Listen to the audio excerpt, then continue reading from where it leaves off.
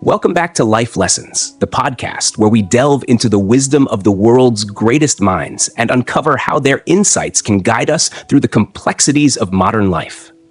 In each episode, we not only learn about these remarkable individuals, but also reflect on how their philosophies remain relevant in today's ever-changing world. Today, we'll be journeying into the profound life of Confucius, one of history's most influential philosophers. His ideas on ethics, leadership, and human relationships have been the bedrock of Eastern civilization for over 2 millennia. But their impact extends far beyond cultural or temporal boundaries. Confucius's teachings invite us to consider the deeper dimensions of moral integrity, community, and governance in our own lives. His legacy endures not only in the intellectual fabric of China, but across the globe, reminding us of the timeless quest to live with purpose, virtue, and harmony. In this episode, we will unravel the life of Confucius, from his humble beginnings to his philosophical wanderings, set against a backdrop of social unrest and political chaos, and discover how his timeless wisdom can inspire us today, no matter the challenges we face. Confucius was born in 551 BCE in the small state of Lu, in what is now Shandong province in China. His entry into the world occurred at a time of profound upheaval and instability, as the once mighty Han Dynasty had long since fractured into a patchwork of warring states. This chaotic era, known as the Spring and Autumn period, was characterized by weakened central authority, constant political strife, and a pervasive erosion of social norms and moral values. Against this backdrop of turbulence and disorder, Confucius came of age, and it was here, in the midst of societal fragmentation, that he began to develop a deep understanding of the importance of ethical principles, structured governance, and social harmony. What makes Confucius particularly remarkable, though, is not just the depth of his ideas, but the fact that he did not come from a background of wealth or privilege. In contrast to many philosophers whose ideas emerged from the sheltered halls of nobility, Confucius's life began in relative obscurity. After the untimely death of his father, his family was plunged into poverty. It was his mother, through her resilience and unwavering moral fortitude, who became his first and most influential teacher.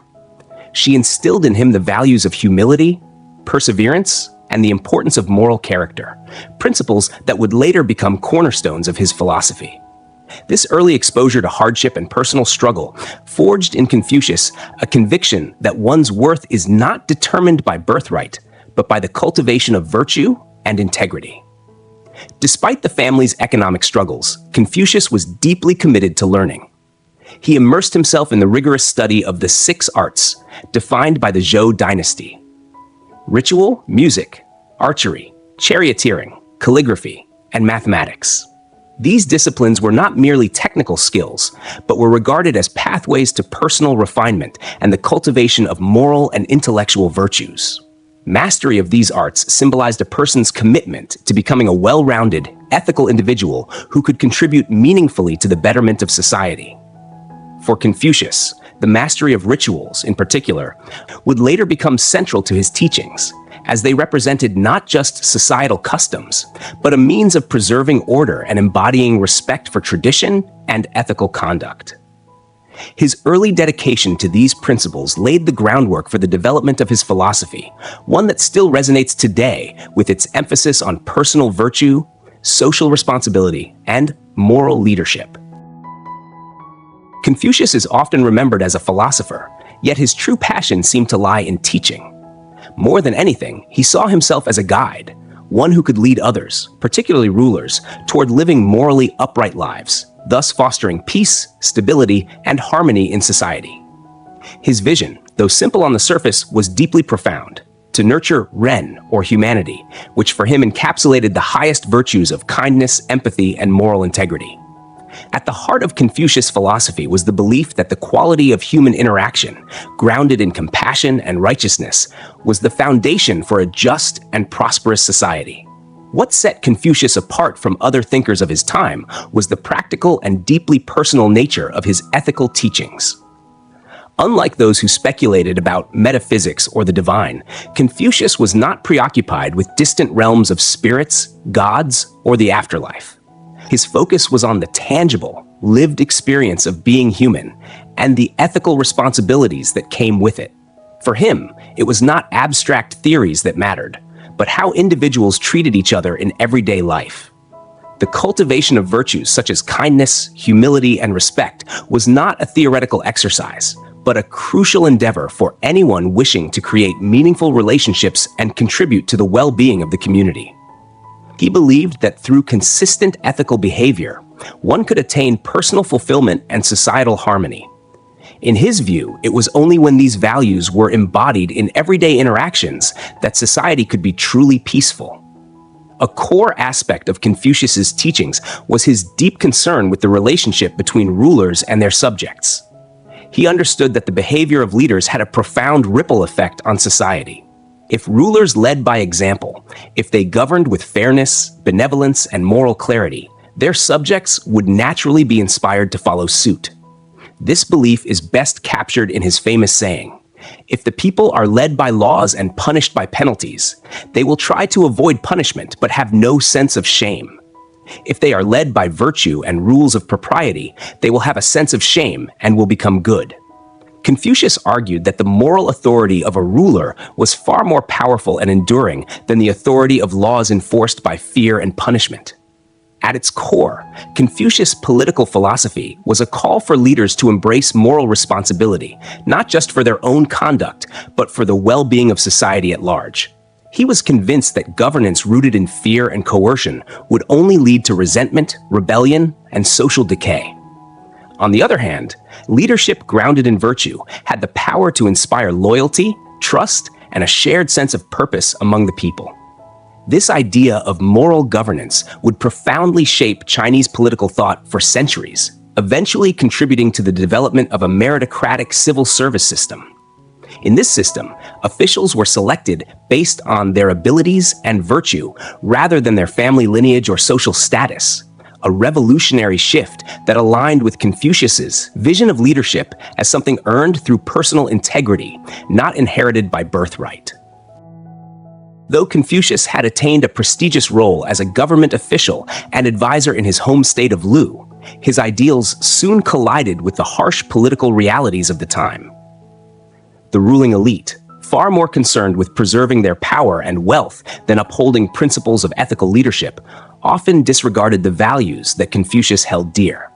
His growing frustration culminated in a defining moment when Duke Ding of Lu, neglecting the affairs of state, became enamored with a lavish gift of dancers and musicians from a neighboring ruler. This act of indulgence, signaling the Duke's complete abandonment of his responsibilities, shattered Confucius' hopes for moral governance in his homeland. Deeply disappointed by the lack of integrity in the leadership, Confucius made the painful decision to step down from his post. This resignation marked not just a turning point in his career, but a profound shift in his life's mission. Determined to find a ruler who would embrace his vision for ethical governance, Confucius embarked on a 13-year journey that would take him across various states in China. What might have seemed like a time of exile or wandering was, in truth, a period of great transformation. Moving from one state to another, Confucius sought to offer his wisdom to rulers who might be willing to prioritize moral integrity over the pursuit of power. But instead of receiving open arms, he was often met with rejection, skepticism, or outright indifference. The rulers of the time, embroiled in political maneuvering, seemed unwilling to entertain his idealistic vision of governance rooted in virtue and justice. Yet, while the political leaders of his time may have dismissed him, these wandering years were far from fruitless. For Confucius, the journey became an opportunity to deepen his own understanding and solidify his teachings. Each disappointment sharpened his resolve. Each rejection reaffirmed his belief that the true path to a just society lay not in coercion, but in the cultivation of virtue and humanity. It was during this period that he attracted a group of loyal disciples, individuals who would not only follow him, but also preserve and spread his teachings. These devoted followers would later compile his reflections and dialogues into the Analects, the cornerstone text of Confucian philosophy, ensuring that his ideas would endure long after his lifetime. In many ways, Confucius's wandering years were the crucible in which his legacy was forged. Though he never found the ruler he was searching for, he succeeded in planting the seeds of a philosophy that would outlast the political struggles of his era. His journey, marked by resilience and an unwavering commitment to his ideals, solidified his place as one of history's greatest moral teachers. Far from a failure, these years of hardship and exile became the foundation of a lasting legacy, one that would inspire countless generations to come. At the core of Confucian philosophy lies the profound concept of Ren, a term often translated as humaneness or benevolence, yet its true meaning is far more expansive and nuanced.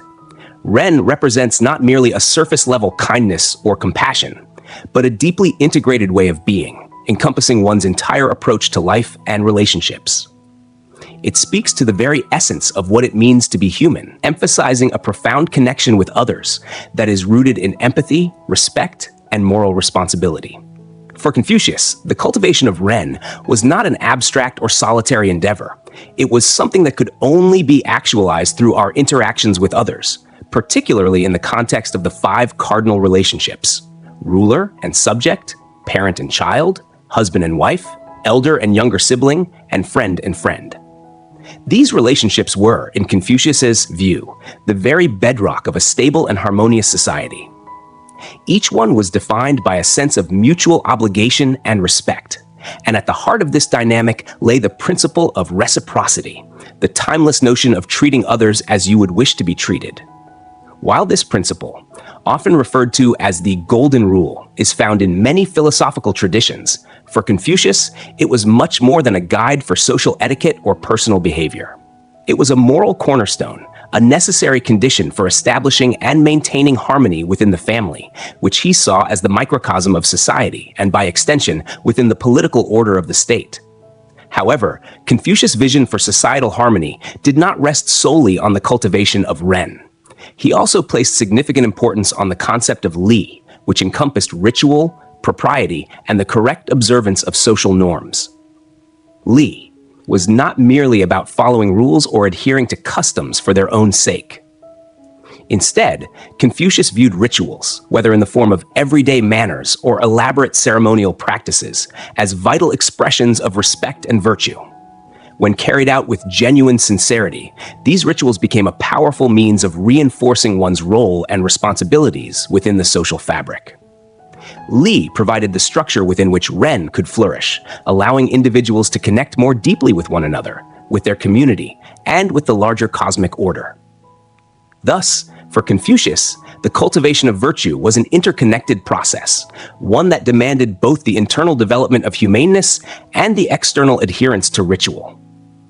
It was through this dynamic interplay of Ren and Li that individuals could contribute to the greater good, promoting peace, stability, and moral integrity in both their personal lives and the wider society. By living according to these principles, one not only fulfilled their personal potential, but also played an essential role in upholding the moral and social order of the world around them. Confucius' enduring legacy speaks to the timelessness of his wisdom, even though he passed away in 479 BCE, never having witnessed the fulfillment of his dream for a virtuous, harmonious society. In his lifetime, China was rife with conflict and instability, and his ideas were not fully embraced by those in power.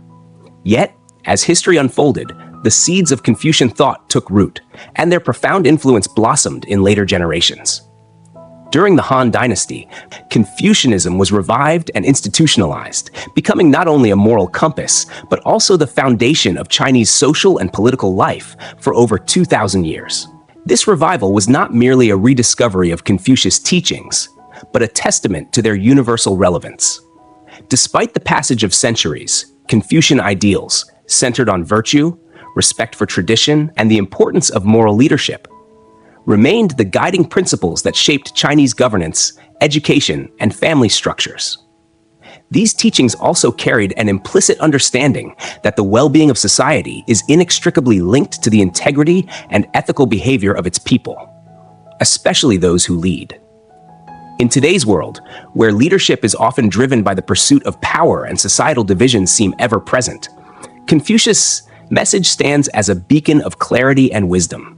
It reminds us that true leadership is not defined by authority or control, but by the depth of one's character and moral responsibility.